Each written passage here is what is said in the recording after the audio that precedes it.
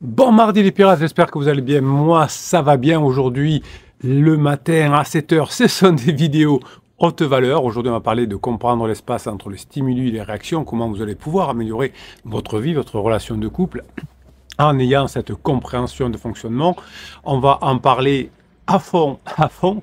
Dans le live de midi et demi, eh bien, on parle, je réponds à vos questions, je réponds aussi à vos demandes, je vous fais des textes de motivation, des contes que je vous écris. Donc on a vraiment une interaction entre midi et deux, entre vous les pirates et le capitaine, pour pouvoir vous aider à mettre en place les formations et les coachings.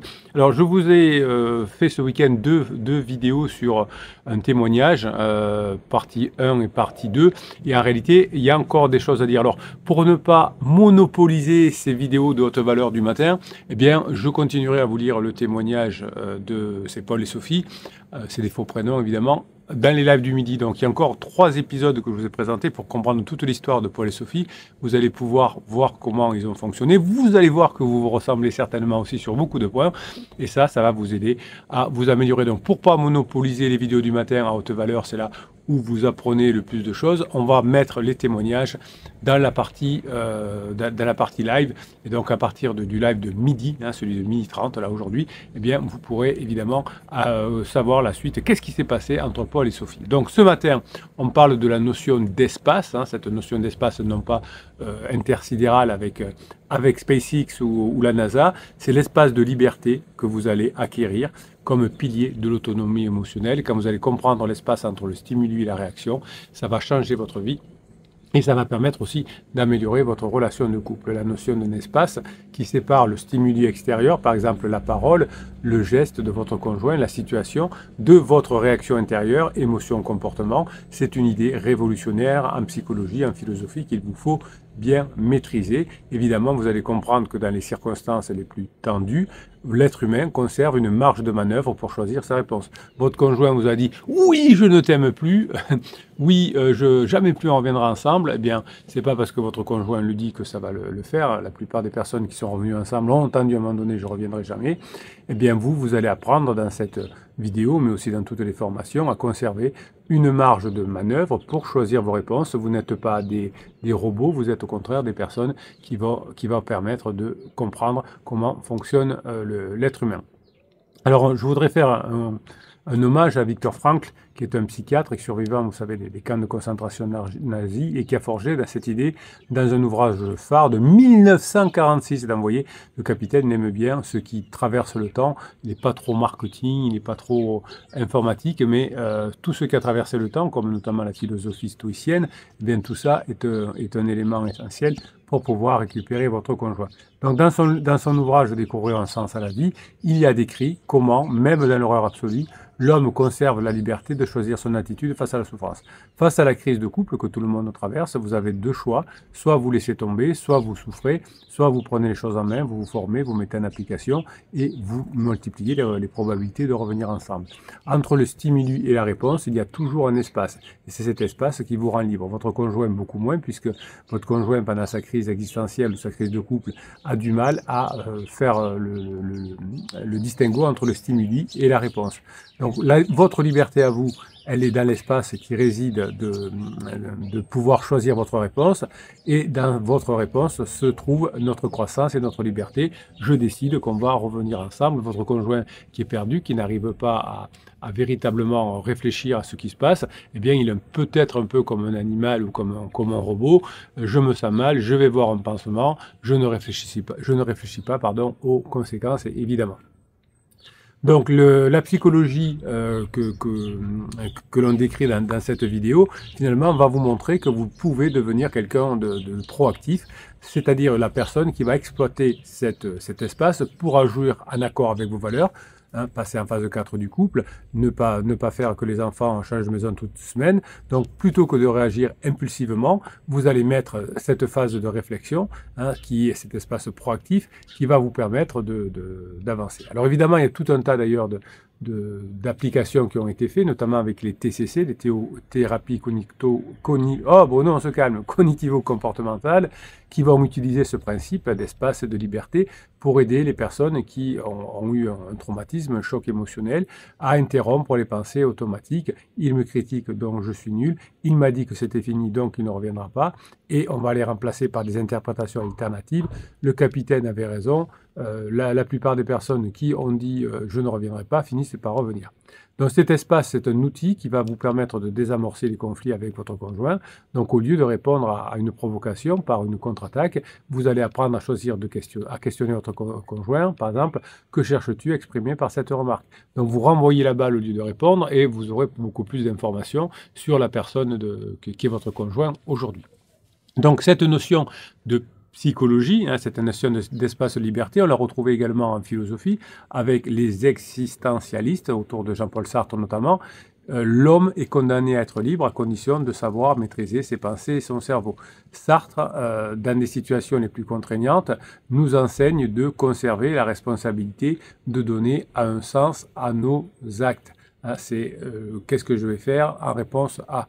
L'existentialiste est un humanisme qui a été aussi publié en 1946. Vous voyez que c'était une année très prolifique après les guerres. C'est un bouquin que j'ai lu lorsque j'étais étudiant, en première année d'étudiant, et qui a bouleversé ma vie, car j'ai compris que maintenant, je pouvais agir sur ma vie et surtout sur le long terme. Alors sur le court terme, parfois on ne peut pas faire, mais sur le long terme, on peut rattraper. Si je suis tombé au départ d'un 100 mètres, je ne vais pas pouvoir gagner le 100 mètres. Si je tombe au départ d'un marathon, peut-être que je pourrais finir le marathon quand même et peut-être même gagner la course. Si je suis très rapide. Donc finalement, l'homme, c'est un projet, vous êtes un projet en construction, vous vivez subjectivement, et bien finalement, vous n'êtes pas une pourriture, vous n'êtes pas une mousse, vous n'êtes pas un chou-fleur, vous n'êtes pas un ordinateur, vous êtes quelqu'un qui décide de répondre ou pas au stimuli. L'ordinateur, vous appuyez sur une touche, et ben il va faire ce que vous lui avez demandé. Donc cela implique que face à un stimuli, par exemple l'infidélité de votre conjoint, nous ne sommes pas forcément déterminés à réagir d'une manière prédéfinie, la colère, la vengeance, c'est vous qui décidez d'être dans la colère, de la vengeance ou de vous mettre à bosser pour que cette infidélité se termine rapidement. Eh bien, vous avez le droit de choisir la proaction, c'est-à-dire bosser sur vous. Je comprends pourquoi on en est arrivé là. Le pardon, finalement, ou la rupture, c'est vous qui choisissez. Et en fonction de ce que vous attribuez à l'événement, comment vous allez traiter la situation, eh bien, vous allez pouvoir récupérer votre conjoint ou pas en fonction de votre réaction avec cet espace de liberté que vous avez au milieu. Je vous parlais des stoïciennes tout à l'heure, parce que c'est une philosophie dont j'ai fait une formation complète d'ailleurs. Épithète disait que ce qui trouble les hommes, ce ne sont pas les choses, mais les jugements qu'ils portent sur les choses. Ce qui trouble les hommes, c'est le jugement. Donc finalement, il y a ce qui dépend de nous, nos jugements, nos désirs, nos réactions, et ce qui ne dépend pas de nous, la crise de mon conjoint, les actions d'autrui, le fait qu'il soit pas bien, qu'il trouve un pansement, les événements extérieurs en gros. Donc l'événement extérieur, je suis pas bien, je crois que ça vient de mon conjoint, donc je trouve un pansement, eh bien ça, ce qui va dépendre de nous, c'est mon jugement, mon désir, mes réactions, ma façon de me mettre à bosser, la façon de mettre en application l'information, etc. Donc en se concentrant sur ce qui dépend de nous, vous allez cultiver votre espace intérieur et vous allez rester imperturbable face aux stimuli, et c'est comme ça que l'on peut revenir ensemble évidemment après la crise.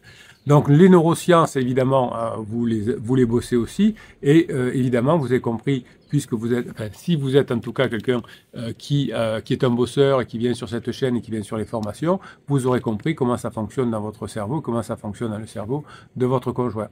Le rôle de l'amygdale et du cortex préfrontal, je le rappelle encore, l'amygdale c'est le centre de la peur, des réactions instinctives et qui déclenche des réponses en quelques millisecondes. Ce qui arrive à votre conjoint, fuite, attaque, quand il n'arrive pas à calmer son amygdale parce que le cortex préfrontal fonctionne mal. Le cortex préfrontal, c'est le siège de la raison, de la planification. C'est lui qui module les impulsions de l'amygdale. Alors autant un ado, autant une personne en crise existentielle ne peut pas moduler les impulsions de l'amygdale par le cortex préfrontal parce que le striatum et le préfrontal ne sont pas bien branchés. Eh bien vous, en revanche, à force de travailler sur vous, vous allez être capable de maîtriser la séquence stimuli-réaction. Le stimulus, c'est la critique du conjoint. « Il ne m'écoute jamais !» La réponse limbique, c'est la colère, le sentiment d'injustice. Tu crois que tu m'écoutes toi? Donc ça peut sortir comme ça. Donc là, ça finit en live. Mais si vous arrivez à prendre 2 secondes et faire ce que j'appelle l'intervention corticale du préfrontal, eh bien vous allez avoir une analyse rationnelle. Pourquoi dit-il vraiment ça? Est-ce que je suis vraiment inattentif? Et je vais poser une question du type à quel moment tu penses que je ne t'ai pas écouté pour que je comprenne. Donc des études évidemment nous montrent que les personnes qui réussissent ont cet espace de liberté, ce tampon qu'ils mettent en application.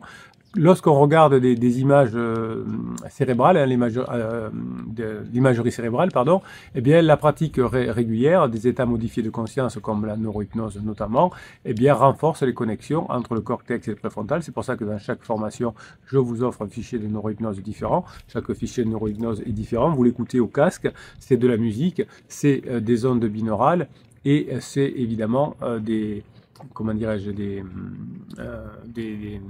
messages subliminaux que je vous donne. Je pense à autre chose. Je suis comme ça, moi aussi je pense à autre chose. Je pense que j'ai un client qui m'a commandé un fichier de neurohypnose et qui m'a toujours pas envoyé ce qu'il voulait que je lui mette dedans. Donc dès la fin de cette vidéo avec la caméra, je lui demande où ça en est. Donc tous ces états modifiés de conscience, notamment les neurohypnoses évidemment, vont faire que finalement vous allez avoir un espace de réflexion qui va venir de plus en plus long. Donc vous allez augmenter votre zone de confort, vous allez augmenter votre zone de compétence au fur et à mesure des formations. Non seulement vous allez apprendre des choses, des connaissances que vous allez mettre dans votre cerveau, comment par exemple utiliser cet espace mental, et vous allez aussi reconfigurer grâce à la neurohypnose notamment, vous allez reconfigurer votre cerveau grâce à la neurogénèse. D'ailleurs, une étude de l'université d'Harvard, alors elle est assez ancienne, elle date de 2011, mais elle nous montrait déjà que les personnes qui faisaient des états modifiés de conscience, comme avec la neurohypnose, activaient plus rapidement leur cortex préfrontal face à un stimulus stressant, réduisant ainsi les réactions émotionnelles. Si vous avez évidemment votre conjoint qui va vous perturber, eh bien vous allez pouvoir récupérer tout ça. Donc vous avez la technique que j'appelle la technique du stop, que je vous ai développée déjà dans des formations en détail. Là, je ne vais pas vous les développer, mais là, le stop, grosso modo, c'est s'arrêter, interrompre physiquement la réaction. J'arrête de parler. Je pratique une respiration avec le diaphragme pendant 4 secondes. Alors je fais 4, 6... J'inspire par le nez, je souffle par le nez. Ça va activer mon système nerveux parasympathique. J'observe mes sensations corporelles. Est-ce que j'ai les poings serrés? Est-ce que je fais la gueule? Est-ce que j'ai les dents serrées? Est-ce que j'ai des pensées automatiques du type « il ne me respecte pas » et si c'était vrai qu'il ne revienne jamais? Et ensuite, je vais répondre par une réponse alignée sur mes valeurs. Je sais que je veux récupérer mon couple et passer en phase 4. Donc, je sais que c'est quelque chose qui va durer longtemps. Donc, je vais choisir une réponse alignée sur les valeurs. Par exemple, je comprends que tu te sens ignoré. À quel moment t'es-tu senti ignoré, évidemment. Donc, vous allez effectivement comprendre avec les stimuli, les réactions. Quand vous avez un stimuli, par exemple, vous dites, tiens, quand mon conjoint arrive tard le soir, c'est un stimuli. Ma réaction initiale, je l'ignore, je boude ou je suis furieux. Mon alternative possible, c'est lui demander, non pas, qu'est-ce que tu as fait, tu étais où, mais de lui raconter une histoire pour passer un moment ensemble. C'est une alternative. Et cet exercice que vous allez faire, tiens, quand mon conjoint arrive le soir, au lieu de je vais faire, eh bien tout ça va faire finalement un renforcement important de ce que j'appelle la métacognition, qui soit la conscience de vos propres principaux processus mentaux. Si vous arrivez à mettre tout ça en place, passer à l'observation de votre fonctionnement cérébral pour l'améliorer au fur et à mesure des formations, eh bien évidemment, vous allez pouvoir y arriver beaucoup plus facilement. Alors, vous aimez bien que je vous raconte un peu comment ça se passe dans les coachings. Alors, évidemment, je ne vous raconte aucun coaching parce que c'est toujours privé. Mais voilà, c'est extrait d'un coaching. Mon client avait oublié l'anniversaire de sa femme. Ça ne se fait pas. On n'oublie pas l'anniversaire de sa femme. Bon, c'était comme ça. Et donc, sa femme a dit tu ne penses jamais à moi. Et Pierre a contre-attaqué. Tu exagères toujours. Donc, tu ne penses jamais à moi. Tu exagères toujours. C'est encore moi qui l'an dernier t'ai offert un repas au restaurant. Nanana. Donc, qu'est-ce qu'on a bossé en formation avec la méthode STOP? Eh bien, on a finalement appris à respirer, à identifier la blessure. Par exemple, admettons que ce soit la femme qui se sente blessée parce que son mari oublie l'anniversaire, elle aurait pu se dire, bah, tiens, pourquoi je me mets en colère comme ça? C'est parce que je me sens invisible et je ne me sens pas respecté, par exemple. Et la femme aurait pu, au lieu de dire tu ne passes jamais à moi, de dire effectivement j'aurais aimé que nous célébrions mon anniversaire avec des amis. Est-ce que ça me ferait plaisir que tu organises quelque chose? Est-ce que tu peux organiser quelque chose? Et évidemment, ça peut éviter une dispute si on fait ça. Donc vous voyez que au moins si au moins l'un des deux est un bosseur et met les formations en place, eh bien ça pourrait fonctionner. Autre cas que je vois assez souvent en formation, c'est qu'une personne refuse de parler après une dispute. Donc, admettons, votre conjoint boude et ne veut plus parler avec vous. Si vous insistez, réponds-moi, pourquoi tu ne me parles plus? C'est bon, maintenant tu as vu que tu avais tort et du coup tu ne me parles plus. Donc, on continue à alimenter la dispute et la personne se renfermera davantage. Donc, finalement, qu'est-ce que vous pourriez faire à la place? C'est se dire, ben, je vais respecter son besoin de silence. Pour le moment, mon conjoint se sent blessé, et moi aussi d'ailleurs, et on pourra en parler quand on sera prêt. Donc, à la limite, on peut mettre un petit mot sur un papier, hein, si on veut faire ça, ce qu'on avait vu pendant le coaching. Je suis désolé, je vois que tu as besoin du temps, on en reparle plus tard, et on laisse le mot sur la table. Et on avait travaillé ça pendant le coaching. Et j'avais eu un retour le lendemain même de mon client. Alors voilà, appelé Pierre qui a dit « Capitaine, ça marchait du feu de Dieu ». J'ai mis le petit mot sur la table. Je suis sorti de la pièce, mais je pouvais voir, et à peine étant sorti de la pièce, j'ai vu que ma conjointe était allée voir ce que j'avais marqué sur le petit mot, donc ça marche beaucoup mieux. Donc l'illusion du contrôle, hein, ça marche pas, le contrôle, l'illusion du contrôle, il faut bien l'avoir en tête. Spinoza nous disait déjà que les réactions sont parfois déterminées par des causes externes, donc on ne peut pas contrôler son conjoint, mais on peut contrôler sa réaction, même si des facteurs vont influencer notre choix, parce que par exemple si je suis énervé aujourd'hui, eh bien j'aurai du mal à maîtriser cet espace interne entre l'action et la réaction. Eh bien je ne suis pas déterminé, hein, je ne suis pas comme un animal ou comme qu'on appelle ça un ordinateur. J'ai le choix, j'ai le libre arbitre, j'ai le libre choix de ma réaction. Je n'ai pas le libre choix évidemment de ce que va dire mon conjoint. J'aimerais, hein, souvent quand vous êtes des bébés pirates, vous arrivez, vous aimeriez faire changer votre conjoint. C'est pour ça qu'il y a des personnes qui vont voir des mages, des magiciens qui font des lettres magiques, etc. Mais je peux changer mon espace de réaction. Et si je change mon espace de réaction, ma réaction va changer. Et donc, la relation avec mon conjoint va changer. Évidemment, dans les crises aiguës hein, que vous avez, si vous vous comportez en victime, vous voyez que quand vous arrivez souvent comme un bébé pirate sur le groupe Facebook, eh bien, vous êtes en victime, en position victime, vous critiquez beaucoup votre conjoint, donc c'est votre réaction, mais cette réaction, elle vous fait pas du bien d'abord, mais aussi elle ne vous fait pas avancer. Donc, ce que l'on apprend à faire dans les formations, dans les coachings et sur le groupe Facebook, c'est d'apprendre à sortir du rôle de victimisation, de parler de son conjoint, il est très méchant, et plutôt de se former et d'apprendre comment on met en place tout ça. Donc, si vous voulez travailler cet espace de liberté que vous avez entre le stimuli et la réaction, eh bien, vous avez le catalogue de 270 formations que vous allez trouver en descriptif de cette vidéo. Dans l'affiché plus, vous avez le lien aussi c'est le même lien avec les 6 coachings, 6 formes de coaching, dont le coaching mensuel dont vous raffolez. Et vous avez aussi évidemment le canal Telegram où toute la journée je vous mets des textes et des vidéos pour vous aider à mettre en application tout ce que vous apprenez dans les formations, et bien sûr le canal Facebook où les pirates plus aguerris viennent pour vous aider à mettre en place les formations et les coachings. Alors s'il vous plaît, ne prenez pas trop de temps aux pirates qui sont aguerris en leur racontant que votre conjoint est très méchant, que vous en pouvez plus, que c'est pas normal, etc. Hein, toutes les histoires sont les mêmes. Les pirates vont vous aider si vous leur posez des questions sur votre travail. Ils vont vous aider fort, mais il faut poser les bonnes questions. Si on fait un pavé et qu'à la fin il n'y a pas de questions sur son travail, eh bien la prochaine fois les pirates ne diront même pas votre pavé. Donc voilà. Ayez aussi le respect des personnes qui vous aident bénévolement, les pirates, et le capitaine aussi qui, moi c'est mon métier, mais effectivement quand je me tape une tartine et qu'à la fin c'était juste pour dire c'est vraiment trop injuste, je souffre, eh bien j'ai perdu 10 minutes à lire votre pavé, je ne peux pas vous aider. Donc double frustration, j'ai perdu du temps, je ne peux pas vous aider.